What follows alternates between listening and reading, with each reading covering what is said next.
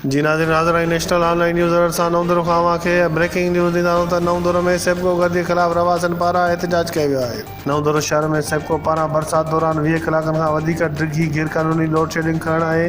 उन दौरान शहर जे 10 खां वधीक मॉलनि जा ट्रांसफार्मर काटण ख़िलाफ़ रवासन एहतजाज कयो। शहर जे ईदगाह साम्हूं गरीबाबाद पाड़े जे रवासन सेप्को SDO ऐं अमले ख़िलाफ़ प्रेस क्लब पहुची जमा थियल बिल हथनि में खणी एहतजाज कयो आहे। मोहम्मद अली मेमण, सरफराज़ पंवर, बरकत अली भुट्टो, सज्जाद नारेजो, अब्दुल सत्तार खोरी, सदरुद्दीन कोड़ो, नजमुद्दीन भुट्टो, हाफ़िज़ अली, दोस्त नारेजो, अज़ीज़ुल्लाह चवाण, गुलाम शबीर चवाण, सरवर दायो, असगर दायो ऐं ॿियनि सेप्को SDO सज्जाद मेमण ऐं अमले मथां इल्ज़ाम आणंदे चयो त असांजा बिल जमा हुजण बावजूदि सेप्को जो करप्ट SDO सज्जाद मेमण ऐं अमलो गैरकानूनी तौरु असांजी ट्रांसफार्मर जूं लिंकूं लाहे विया आहिनि ऐं बिजली चालू करण जा 50 खां 80 हज़ार रिश्वत घुरी रहिया आहिनि। उन्हनि वधीक इल्ज़ाम आणंदे चयो त करप्ट SDO ऐं अमलो असांखे मीटरनि बजाए बिजली चोरी करण जूं सलाहूं ॾेई खेनि रिश्वत ॾियण लाइ चई रहिया आहिनि, जेका रवासन सां सरासर नाजाइज़ी ऐं नाइंसाफ़ी आहे। उन्हनि चयो त सेप्को पारां काल्ह 3 बजे खां बिजली बंदि करे 20 कलाक मुसलसल गैरकानूनी तौरु लोड शेडिंग कई वई आहे, जंहिं दौरान शहर जा 10 खां वधीक ट्रांसफार्मर जूं लिंकूं लाहे शहरनि सां वॾो ज़ुल्म कयो पियो वञे।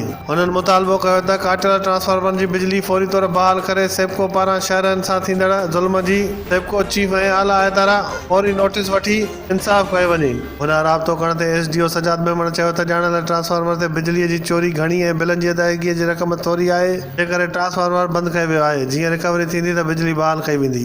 इनजे करे कयो आहे, हे ॾिसो तव्हां बिल पेड आहिनि।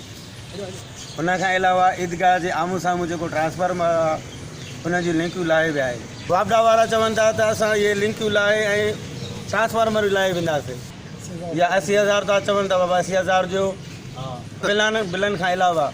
जीअं त असां SDO साहब ने रिक्वेस्ट कई थे त बाबा असांजो ट्रांसफार्मर चालू कर, हे असांजो बिल आहिनि 11 बिल आहिनि, असांखे 11 ई बिल असांजा पे थियल आहिनि ऐं हुनखे चऊं था त चए थो मूंखे 80,000 रुपया ॾियो।